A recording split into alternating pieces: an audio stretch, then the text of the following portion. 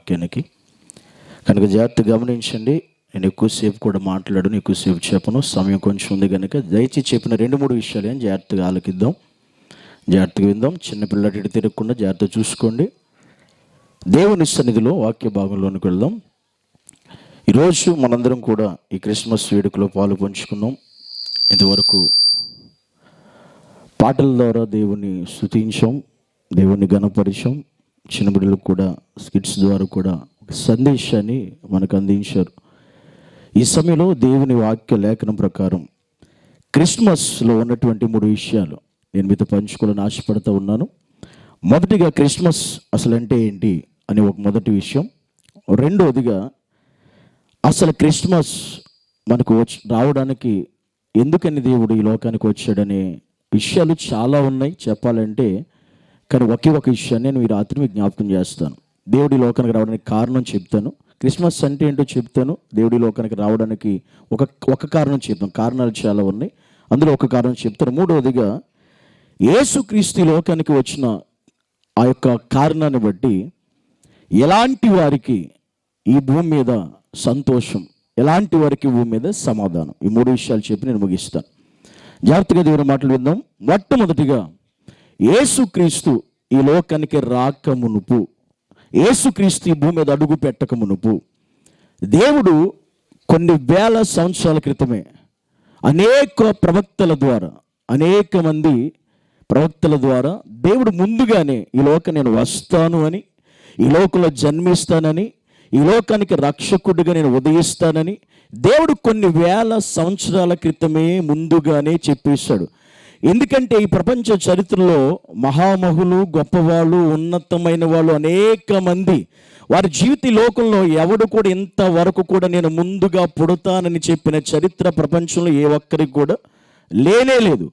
కేవలం నేను పుడతాను వస్తానని కొన్ని వేల సంవత్సరాల క్రితమే తన జీవితం గురించి, తన బ్రతుకు గురించి, తన పుట్టుక గురించి, తన జన్మదిన వేడుకల గురించి దేవుడు కొన్ని వేల సంవత్సరాల క్రితమే ఈ ప్రపంచానికి దేవుడు తెలియచేసి ఈ లోకంలో అడుగుపెట్టాడు, ఈ లోకానికి వచ్చాడు. అందులో మొదటి విషయం మనం గమనిస్తే కనుక ఆయన ఎందుకని ముందుగానే తెలియజేసి వచ్చాడు, ఆయన రావడానికి మొదటి కారణం ఏంటి, అసలు ఈరోజు మన క్రిస్మస్ అని ఆ మాట పలకడానికి, ఆ మాట చెప్పడానికి, దానికోసం ఎంతగా హంగామా చేయడానికి కారణం ఏంటి అని ఆలోచన చేస్తే ఒక మాట పరిశుద్ధ గ్రంథంలోనే మనం చదువుదాం. యోహాను సువార్త 1వ అధ్యాయం 1-2 వచనాలు. ఆదియందు వాక్యం ఉండెను, వాక్యము దేవుని యొద్ద ఉండెను, వాక్యము దేవుడై ఉండెను, ఆయన ఆదియందు దేవుని యొద్ద ఉండెను, సమస్తమును ఆయన మూలముగా కలిగి ఉన్నదేది ఆయన లేకుండా కలగలేదు. ఆయనలో జీవముండెను, ఆ జీవము మనుషులకు వెలుగై ఉండెను, ఆ వెలుగు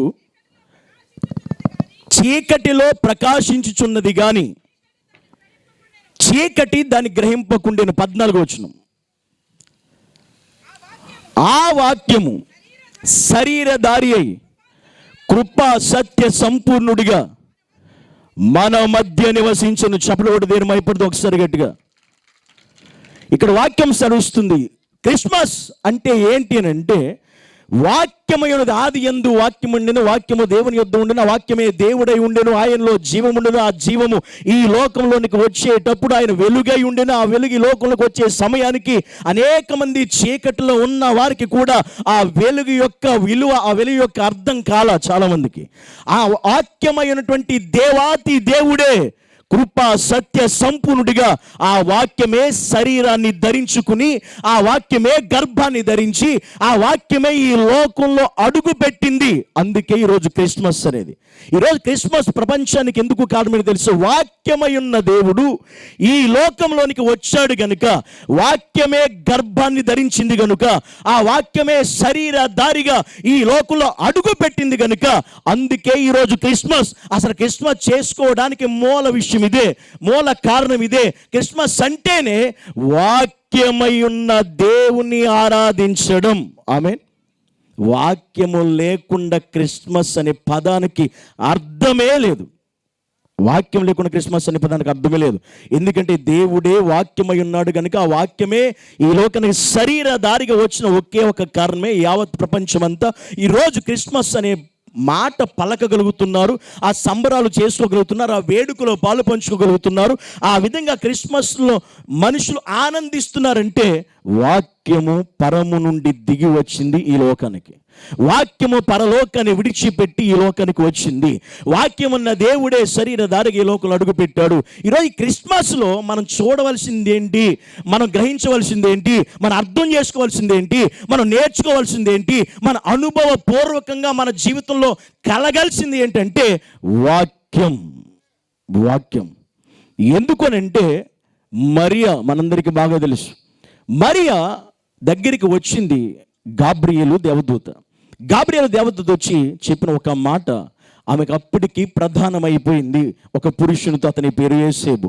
ప్రధానమైన తర్వాత కూడా ఆమె తన జీవితంలో ఆ టైంలో ప్రధానమైపోయింది. కొన్ని రోజులైతే వివాహం జరగాలి, అది ఊర్లో వాళ్ళకి తెలుసు, కుటుంబానికి తెలుసు, బంధువులకు తెలుసు, రక్త సంబంధికులకు తెలుసు, అందరికీ తెలిసిపోయింది.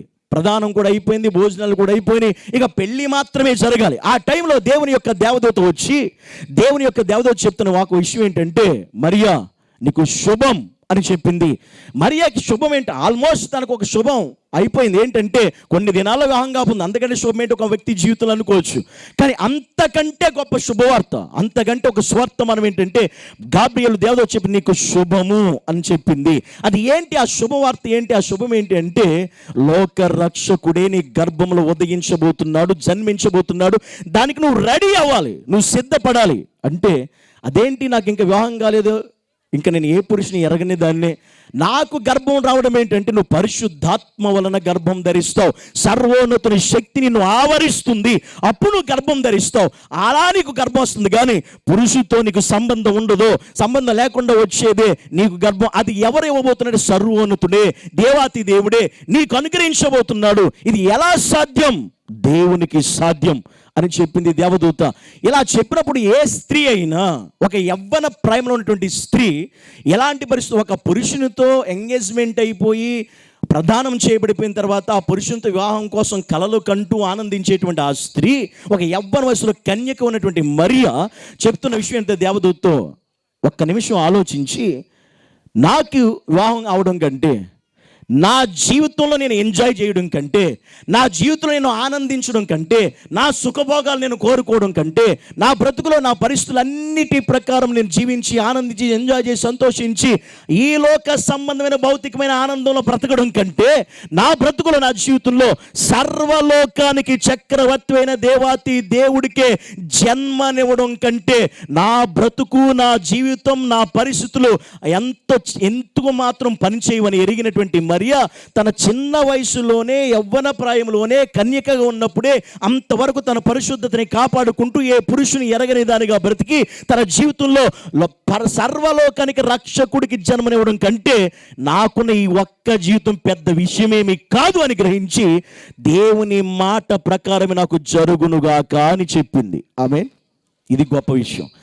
మరి ఆ రోజు అలా ఒప్పుకుంది కాబట్టి, అలా అంగీకరించింది కాబట్టి నా జీవితం నాకు ఇంపార్టెంట్ కాదు, సర్వలోకానికి రక్షకుడు ఇంపార్టెంట్ అని ఆలోచించి ప్రాముఖ్యమని గ్రహించినటువంటి మరియా ఆ సంగతిని గ్రహించి వెంటనే తన జీవితాన్ని త్యాగం చేసి, తన బ్రతుకుని త్యాగం చేసి, తన సంతోషాలు త్యాగం చేసి, తనకున్నటువంటి సుఖభోగాలు త్యాగం చేసి, కేవలం నేను ఒక్కదాన్ని పెండ్లి కుమార్తెగా అవుతే బాగోదని చెప్పి సర్వలోకాన్ని పెండ్లి కుమార్తెగా వధువుగా సిద్ధపరిచే కార్యం నా వల్ల జరుగుతుందంటే అంతకు మించి నాకేం కావాలని చెప్పి మరియా సర్వలోక కళ్యాణం కొరకు ఒప్పుకుంది. చప్పలు కూడా దేని భయపడదాం.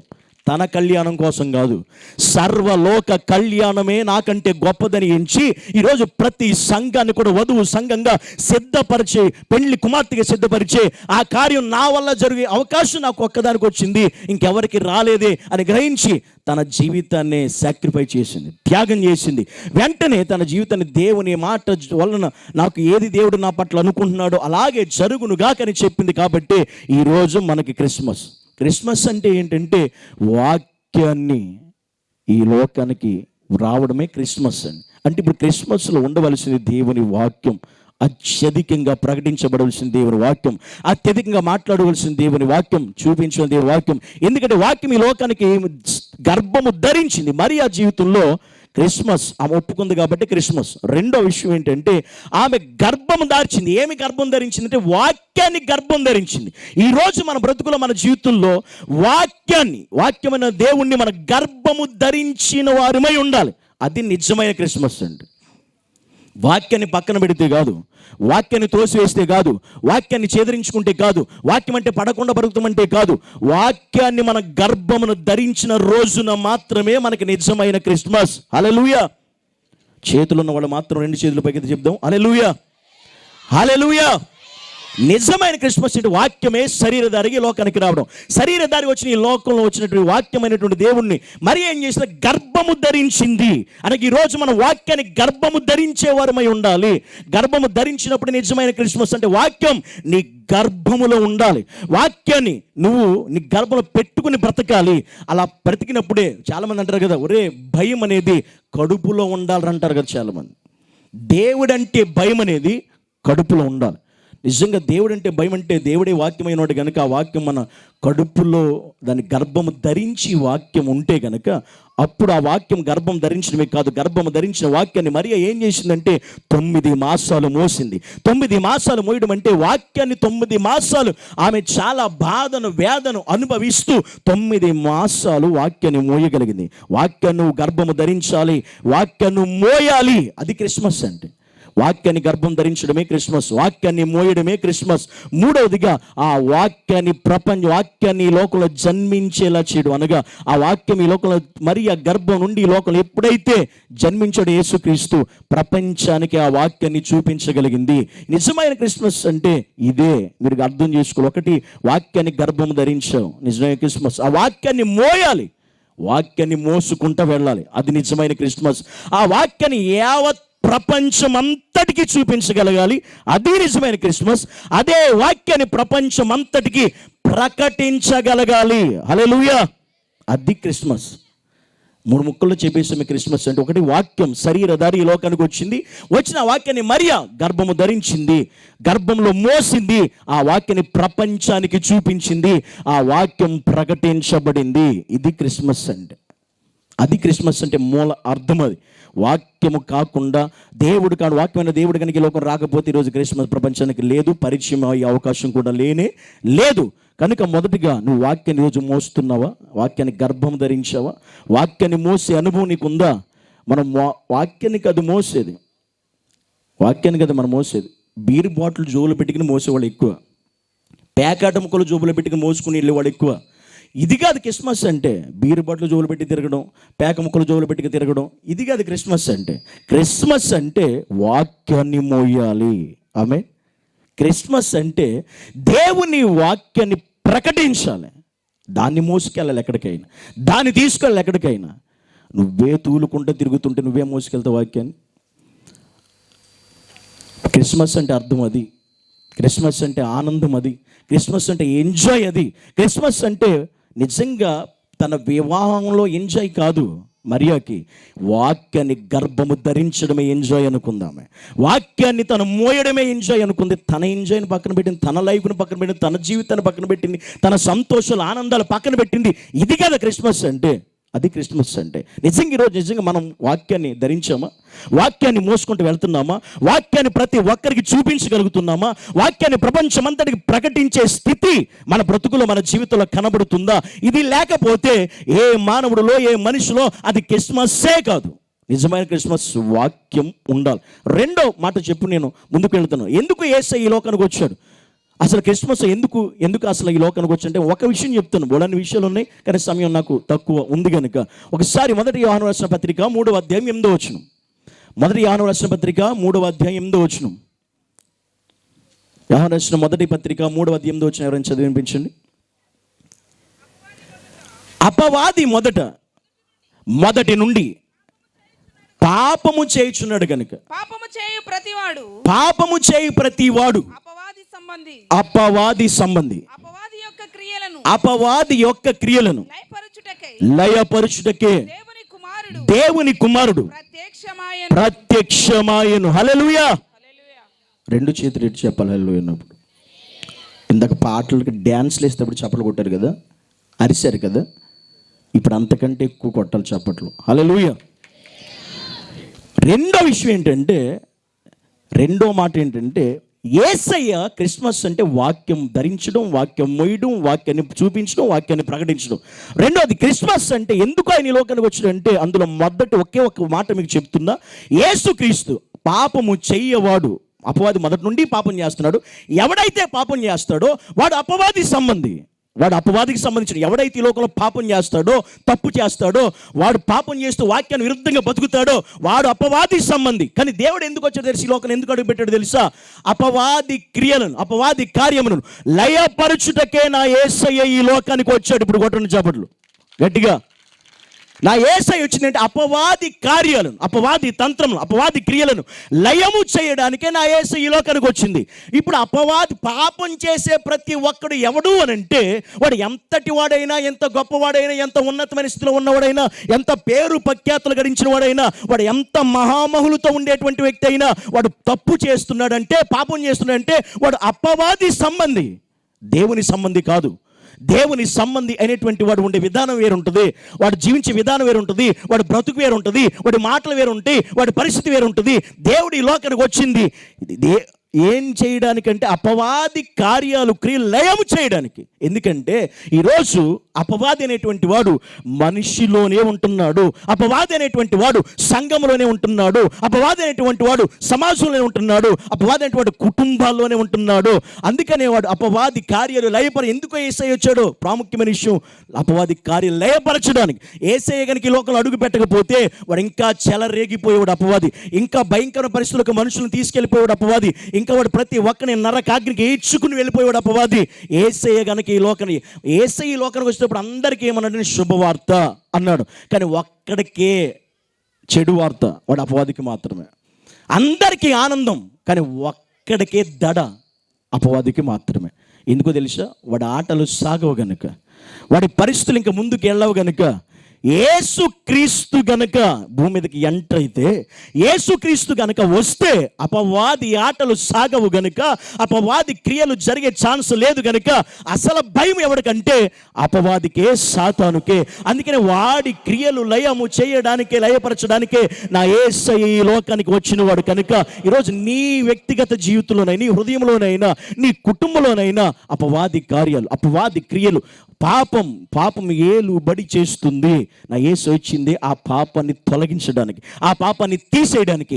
ఎవరిలో వ్యక్తిగతంగా నీలో పాపం ఉన్నా అది తీసేయడానికి నా యేసు, అది లయం చేయడానికి వచ్చింది. కుటుంబంలో ఉన్నా అది లయం చేయడానికి నా యేసు వచ్చింది. సంఘంలో ఉన్నా దాన్ని లయం చేయడానికి వచ్చింది. వాక్యానికి విరుద్ధమైన ప్రతి కార్యాన్ని లయపరచడానికి నా యేసు ఇక్కడికి వచ్చింది. ఆమె వేరే ఉద్దేశం కదా, అసలు మెయిన్ ఉద్దేశం అది. ఎందుకంటే దేవుడు కనుక రాకుండా ఉండుంటే ఈ పాటికి ప్రపంచం నరకాగ్ని కోపంలో మండిపోతూ ఉండేది. ఆయన వచ్చాడు కనుక ఈరోజు అనేక మంది యేసుని వెంబడించడానికి, యేసుని ప్రకటించడానికి, యేసుని కలిగి ఉండడానికి జీవిస్తున్నారంటూ కారణం ఏంటంటే ఆయన ఈ లోకానికి వచ్చి, ఆయన వస్తున్నాడని తెలిసి కనుక అపవాది ఆలనాడు పుట్టిన యేసుక్రీస్తు అని తెలిసిన వెంటనే ఏ రోజు రూపంలోకి వెళ్ళి, వాడి ఆలోచనలోకి వెళ్ళి 2 సంవత్సరాలు కలిగిన పిల్లలందరూ ఎందుకు చంపాలని తీర్మానం తీసుకున్నాడంటే అపవాది వాళ్ళకు దూరి వాడు వెంటనే అలాంటి 2 సంవత్సరాల వయసు కలిగిన చిన్నపిల్లలందరినీ చంపేయమన్నాడు. ఎందుకంటే రాజుగా అంటే నేను ఉండాలి, ఇంకెవడ ఉండడానికి వీల్లేదు అని చెప్పి యేసుక్రీస్తు ఆయన యూదులకు రాజుగా పుట్టడం ఆల్రెడీ నేను రాజుగా ఉండగా అని అప్పుడే అపవాది ఏ రోజు రూపంలోనే పనిచేశాడు. 2 సంవత్సరాల పిల్లలందరినీ చంపడానికి కారణం ఆయన పుట్టి ఇప్పటికి 2 సంవత్సరాలు వస్తుందని అనుమానంతో చిన్నపిల్లలందరినీ చంపించేశాడు. అంటే దేవుడు ఈ లోకంలో పుట్టకుండా రాకుండా ఆపేయడానికి ఆ స్టార్టింగ్ జరిగాయి కూడా. కానీ ఎప్పటికీ ఎవడో దాన్ని ఆపలేకపోయాడు, ఎవడో దాన్ని అడ్డుకోలేకపోయాడు, ఎవడో దాన్ని ముందుకు వెళ్లకుండా చేయలేకపోయాడు. యేసయ్య రానే వచ్చాడు. వచ్చిన దేవుడు ఏం చేశాడంటే సిలువలో అపవాది తలను చితకదొక్కి, వాడి తలను చితకొక్కి, వాడికి పవర్ లేకుండా, వాడికి అధికారం లేకుండా ఆ సాతాను కార్యాన్ని సిలువలోనే నా యేసయ్య లయపరిచేశాడు. అది క్రిస్మస్ అంటే. చెప్పలు కూడా దేని అయిపోయిందో అది క్రిస్మస్ అండి. లేకపోతే పరిస్థితి ఇప్పుడు చాలా దారుణంగా ఉండేది. అందుకే ఈరోజు కుటుంబంలోకి కానీ, వ్యక్తి జీవితంలో కానీ, సంఘంలోకి కానీ, సమాజంలోని కానీ అపవాది క్రియలు ఎక్కడ కనపడుతుంది మీరు అర్థం చేసుకోవాలి. వారు అపవాది సంబంధులే. వారు దేవుని సంబంధులు కాలేరు. కనుక నీలో ఉన్న, నీ కుటుంబంలో ఉన్న ఆ అపవాది క్రియలు, కార్యాలు లయపరచిన యేసయ్య వచ్చాడు కనుక అపవాదికి మనం భయపడని అవసరం లేదు. అపవాదికి మనం ఎట్టి పరిస్థితుల్లో తల వంచిన అవసరం లేదు. అపవాదికి ఎప్పుడు కూడా మనం భయపడని అవసరం. ఎందుకంటే వాడు ఇంకా అధికారం లేదు, వాడికి తోక మాత్రం ఉంది. ఎందుకంటే ఇప్పుడు వాస్తవంగా పాముని తలగొట్టి చంపేసిన తర్వాత పాము చాలా ఇంకా ఆ తల పైనుంచి తోక వరకు అది మెదులుతూ ఉంటుంది, కదులుతూ ఉంటుంది, కానీ అది ఏం చేయదు. ఆల్మోస్ట్ తల చితగొట్టిన తర్వాత మిగతా అదంతా ఏం చేయలేదు. దాని చిన్నపిల్లలు కూడా వెళ్ళి పట్టుకోవచ్చు, దాన్ని ఏం చేయదు అది. ఎందుకంటే ఆల్మోస్ట్ మన తండ్రి దాన్ని తల చితగొట్టాడు కనుక నువ్వు పాముని పట్టుకోవచ్చు, అప్పుడు ఫోటో దిగొచ్చు, ఏమైనా చేయొచ్చు. తల చితకుపోయింది కనుక అదే నేను చేయలేదు. ఇప్పుడు దేవుడు చేసిన కార్యం అదే. ఇదే జరగకపోతే ఈరోజు ఒక్కడు కూడా పరలోకానికి సమీపం అయ్యేవాడు కాదు. అందుకే దేవుడు ఈ లోకానికి ఎందుకు వచ్చాడంటే అపవాది కార్యాలు లయపరచడానికి యేసుక్రీస్తు ఈ లోకంలో ప్రత్యక్షమయ్యాడు. అది మనం గుర్తుపెట్టుకోవాల్సిన ప్రాముఖ్యం. మూడో విషయం చెప్తున్నా, నా సమయం అయిపోతుంది కనుక నాకు ఇచ్చిన 20 minutes నేను ముగించా. రెండో విషయం ఏంటంటే, నేను చెప్తున్న అపవాది క్రియలు మన కుటుంబాల్లో కానీ, సంఘములో కానీ, వ్యక్తిగతమైన బ్రతుకులో కానీ ఉండకూడదు.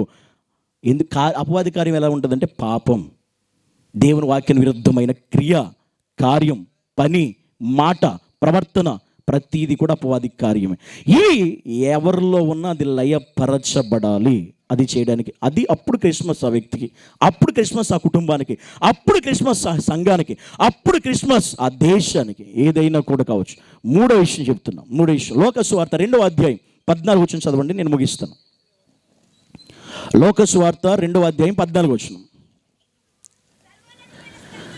సర్వోన్నతమైన స్థలములలో దేవునికి మహిమయు ఆయనకి ఇష్టులైన మనుషులకు భూమి మీద సమాధానమును కలుగునుగాక చాలండి. మూడో విషయం, దేవుడు ఈ లోకంలో అడుగుపెట్టిన తర్వాత, జాగ్రత్త మాట వినాలి. మూడో విషయం చెప్తున్నా, ఈ లోకంలో ఆయన అడుగుపెట్టిన తర్వాత దేవుడు చెప్పిన ఒక మాట ఏంటంటే, ఎవరికి సమాధానం ఉంటుంది ఈ భూమి మీద? మనుషులు ప్రపంచంలో కోట్ల కొలది మనుషులు ఉన్నారు. ప్రపంచ చరిత్రలో వీళ్ళందరిలో అసలు ఎవరు సమాధానంగా బ్రతకగలుగుతారు అంటే, సర్వోన్నతమైన స్థలంలో దేవునికి మహిమయు ఆయనకి ఇష్టులైన వారికి సమాధానం. అంటే దేవుడికి ఎవరు ఇష్టలుగా ఉంటారో వారికి మాత్రమే ఈ భూమి మీద సమాధానం ఉంటుంది, అందరికి కాదు.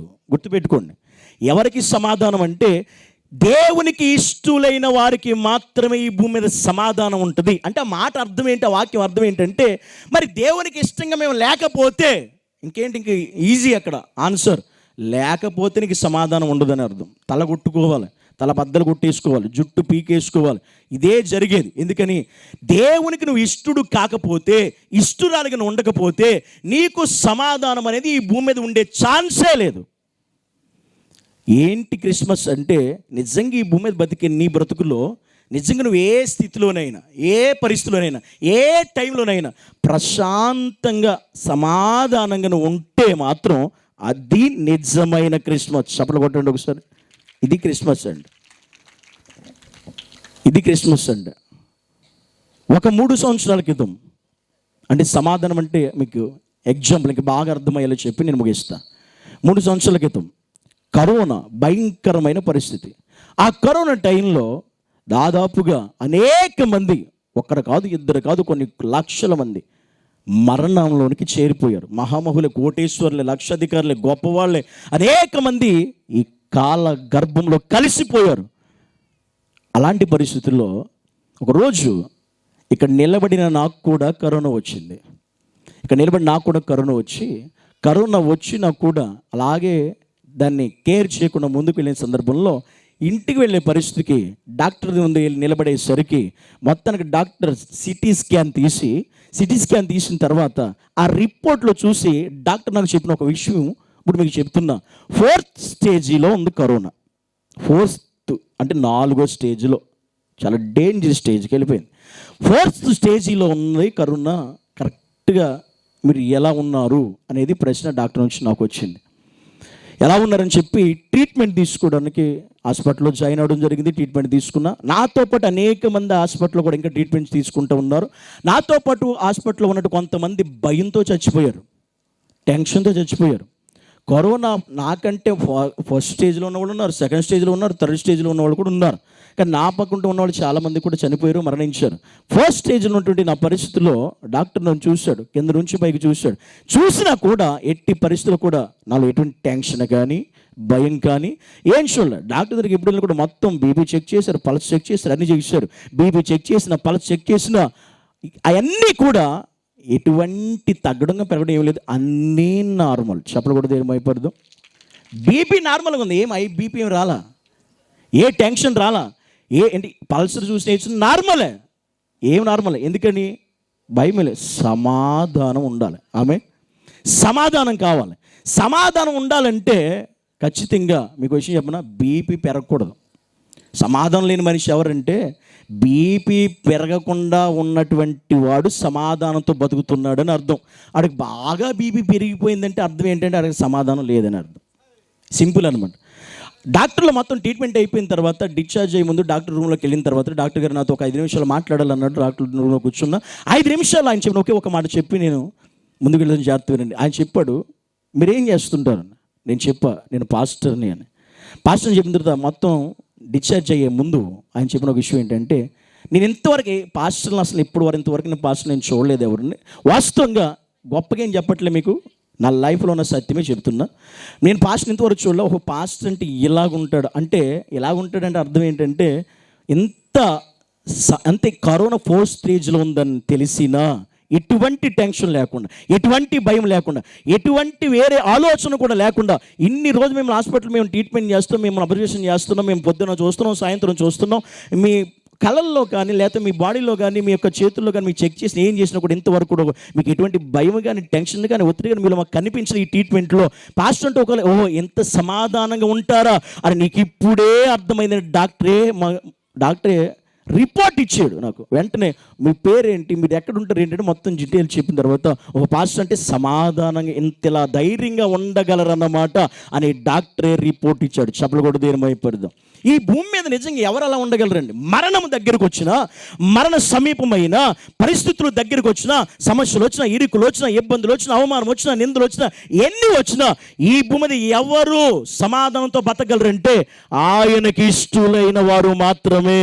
ఆమె నా ఇష్టం, నా ఆలోచన, నా తలంపు, నా కోరికలు, నా చేష్టలు, నా విధానాలు, నా ప్రవర్తన కుదరదివి. దేవుని ఇష్టానికి నువ్వు లోబడితేనే, దేవుని ఇష్టం అనుసరంగా నువ్వు బ్రతికితేనే నీకు సమాధానం ఉంటుంది. అది ఒక వ్యక్తి అయినా, కుటుంబం ఎవరైనా కావచ్చు. నా ఇష్టం వచ్చినట్టు బతుకుతా అనుకుంటే, నా ఇష్టం వచ్చి చేస్తా అంటే నీకు సమాధానం ఉండే ఛాన్సే లేదు ఈ భూమి మీద. వాక్య లేఖనం ప్రకారం నువ్వు సమాధానం బతకాలంటే నీ సొంత నిర్ణయాలు కాదు, నీ సొంత ఉద్దేశాలు కాదు, నీ సొంత తలంపులు కాదు, నీ ఇష్టం కాదు, దేవుని ఇష్టం నెరవేరాలి, వాక్యం నెరవేర్చబడాలి, సేవకుడి ఆలోచన సలహా చేత నడిపించబడాలి. ఆమె అప్పుడు నీకు సమాధానం ఉంటుంది, అప్పుడు నీకు నెమ్మది ఉంటుంది, అప్పుడు నీకు క్షేమం ఉంటుంది, అప్పుడు నీకు భద్రత ఉంటుంది. నిజమైన క్రిస్మస్ సమాధానంగా ఏ స్థితిలో అయినా బ్రతకగలిగిన వాడే నిజమైన క్రిస్మస్ ఆనందం ఉన్న వ్యక్తి. నిజంగా మన గుండె మీద చేసుకొని చెప్పగలరు ఈరోజు. మొదటి క్రిస్మస్ అంటే ఏంటంటే వాక్యంని గర్భము ధరించిన వ్యక్తివేనా, వాక్యాన్ని మోసే వ్యక్తివేనా, వాక్యాన్ని చూపించగలిగే, ప్రపంచాన్ని చూపించగలిగే వ్యక్తివేనా, వాక్యాన్ని ప్రకటించగలిగే వ్యక్తివేనా, అది క్రిస్మస్ అంటే. ఈ పని ఎవరైతే చేస్తారో వాళ్ళు నిజమైన క్రిస్మస్ ఆనందం పొందుకుంటున్నారు. రెండో విషయం ఏంటంటే నిజంగా సాతాను క్రియలు మనలో కానీ, మన కుటుంబాల్లో కానీ, మన సంఘంలో కానీ పని చేయకుండా జాగ్రత్త పడగలిగిన వాడే నిజమైన క్రిస్మస్ ఆనందం కలిగినటువంటి వాడు అని అర్థం. ఇది మనలో ఉన్నలే చెక్ చేసుకుని నీకు అర్థమైపోతుంది నువ్వేంటనేది. మూడవదిగా, చివరిగా, నీవు నిజంగా అన్ని సమయాల్లో, అన్ని వేళల్లో, అన్ని పరిస్థితుల్లో, ఏ పరిస్థితి వచ్చినా సమాధానంగా ఉండగలుగుతున్నావంటే, ధైర్యంగా నెమ్మదిగా బతకగలుగుతున్నావంటే అది నిజమైన క్రిస్మస్. దేవునికి ఇష్టలైన వారు మాత్రమే ఈ భూమి మీద సమాధానం ఉంటారు. నువ్వు దేవునికి ఇష్టడికి ఇంకా మారకపోతే, నీ ఇష్టం వచ్చినట్టుగా నువ్వు బతికితే, నేను చెబుతున్నా నీ పరిస్థితి బహుభయంకరంగా ఉంటుంది. కనీసం ఈ సంవత్సరం ఈ క్రిస్మస్ వేడుకలోనైనా నీ బ్రతుకు మార్చుకుని, నీ ఇష్టాన్ని పక్కన పెట్టి, నీ నిర్ణయాలు పక్కన పెట్టి, నీ సొంత ఆలోచనలు పక్కన పెట్టి, నీ సొంత ఉద్దేశాలు పక్కన పెట్టి, వ్యర్థమైన పనికి మన జీవితాన్ని వదిలేసి దేవునికి ఇష్టడుగా మారు, దేవునికి ఇష్టమైన వ్యక్తిగా మారు. అప్పుడు నీ క్రిస్మస్ ఆనందం నీలో కనబడుతుంది. అంతేకాని ఇష్టం వచ్చింది అది క్రిస్మస్ కాదు. దేవుడికి ఇష్టమైన వాడు, దావీదు గురించి దేవుడు చెబుతాడు, నాకు ఇష్టమైనటువంటి వాడు, నా మనస్సుకు నచ్చిన వాడు, నాకు ఇతడు నా హృదయానుసారుడు, దావీదు గురించి దేవుడు చెప్పగలిగాడు, నీ గురించి చెప్తాడు దేవుడు ఈరోజు. చెప్పగలిగితే నేనే ఒప్పుకుంటా నిజంగా నీలో నిజమైన క్రిస్మస్ ఉందని. ఈ మూడు మనలో సరిగ్గా లేకపోతే అసలు క్రిస్మస్కి అర్థం కూడా లేదు. కనుక ఒకసారి మనం స్వపరీక్ష చేసుకుందాం. అందరూ ఒక నిమిషం కళ్ళు మూసుకుందాం, చిన్న ప్రార్థన చేసుకుందాం. నిజంగా వాక్యాన్ని గర్భము ధరించావా? వాక్యాన్ని మోస్తున్నావా? వాక్యాన్ని ప్రపంచానికి అనేక మందికి చూపించగలుగుతున్నావా? వాక్యాన్ని చూపించగలిగే ఎదుటివాడికి, ప్రపంచానికి వాక్యాన్ని ప్రకటించగలగా. నీ జీవితం సాతానుకు ఏది పని చేయకూడదు. అంటే చెడు ప్రవర్తన, చెడు ఆలోచన, చెడు ఉద్దేశం నీలో ఉంది. అది లయపరచడానికి నా యేసు ఇచ్చాడు. లయపరచకపోతే ఆ సాతాను వలలో చిక్కు నరకాగ్నికి నువ్వు ఖచ్చితంగా వెళ్ళిపోతావు. దేవుని రాకడతి సమీపంగా ఉంది. దేవుని రాకడతి సమీపం ఉంది. ఎందుకో తెలుసా? దేవుడు మొదటి రాకడ క్రిస్మస్ అయితే, రెండవ రాకడ తీర్పు దినం. దాని కొరకు సిద్ధపడాలంటే నువ్వు దేవునికి ఇష్టడుగా, ఇష్టరాలుగా మారాలి. నువ్వు ఇష్టపడి మారితే పరలోకం, కష్టం అనిపిస్తే నరకం. పరిశుద్ధమైన మా తండ్రి, నీకు వందనాలు. ఈ రాత్రి కాల సమయంలో నీ సన్నిధిలో మేము ప్రార్థిస్తున్నాం. ఈ క్రిస్మస్ వేడుకలో నిజమైన క్రిస్మస్ ఏంటి? వాక్యమే శరీరాన్ని ధరించుకుని లోకానికి రావడం. దానికి ఒక మరి అనే స్త్రీ చేసిన కార్యం ఏంటి? వాక్యాన్ని గర్భము ధరించింది, వాక్యాన్ని మోయగలిగింది, మోసుకుని వెళ్ళింది. ఆ వాక్యాన్ని ప్రపంచానికి చూపించింది, ఆ వాక్యాన్ని ప్రకటించగలిగింది. యేసయ్య, ఈ రాత్రి నేను అలా ఉన్నానా? నేను అలా బ్రతుకుతున్నాను? హంగామాలే కాదు, దేవుని చూపించాలి. నా జీవితం నిజంగా ప్రభు సాతానుకు సంబంధిన, నీ సంబంధిన క్రిస్మస్ చేసుకుంటున్నాను కదా, నిజంగా నీ సంబంధిన, నేను సాతాను సంబంధిన. నాలో ఇంకా సాతాను క్రియలు, సాతాను చేష్టలు, సాతాను మాటలు, సాతాను ఆలోచన, లోక సంబంధమైన పరిస్థితులు ఇంకా నాలో ఉంటే నేను దేవుని సంబంధిని కాదు, నువ్వు అపవాది సంబంధి. ప్రభు, అలాగే ఎవరైతే ఉన్నారో ఆ అపవాది కార్యాలు, ఏ కుటుంబంలో, ఏ వ్యక్తిలో, ఏ పరిస్థితిలో ఉన్నారో అపవాది క్రియలని నజరేయుడైన యేసుక్రీస్తు అధికారము కలిగిన నామములో లయపరచబడునుగాకని ఆజ్ఞాపిస్తున్నాను. ఈ క్రిస్మస్ అపవాది క్రియలు లయపరచబడాలి. నీకు మహిమ కలగాలి, నీకు మహిమ కలిగి భూమి మీద సర్వదేశంలో ఆయనకు మహిమ కలగాలి. ప్రభువా, వారి బ్రతుకులో వారి ద్వారా నీకు మహిమ కలగాలి, వారి దేహం ద్వారా నీకు మహిమ, వారి కుటుంబం ద్వారా నీకు మహిమ కలగాలి. అదేవిధంగా ప్రభువా, నీకు ఇష్టలుగా మేము జీవిస్తే, నీకు ఇష్టమైనట్టు మేము బ్రతికితే మాకు భద్రత ఇస్తావు, కాపుదాలు ఇస్తావు, క్షేమం ఇస్తావు. మా ఇష్టం వచ్చినట్టు బ్రతికితే అదే మా జీవితంలో ఉరిగా మారిపోద్ది, నరకముగా మారిపోద్ది. ప్రభు, అది అలా కాకుండా నేను, నా కుటుంబం, నా బిడ్డలు, మేమందరం కూడా నిజమైన క్రిస్మస్ ఆనందంలో ప్రతిరోజు జీవించే ఆ కృపను అందరికీ దయచేయమని యేసుక్రీస్తు శక్తి కలిగిన నామములో ప్రార్థించి ఈ కొద్ది మాటలు ప్రతి ఒక్కరి జీవితం ఫలింప చేయమని అడిగి వేడుకుంటున్నాము పరమ తండ్రి. ఆమేన్. అందరూ బిగ్గరగా చప్పట్లు కొడదాం, కొట్టండి చప్పట్లు.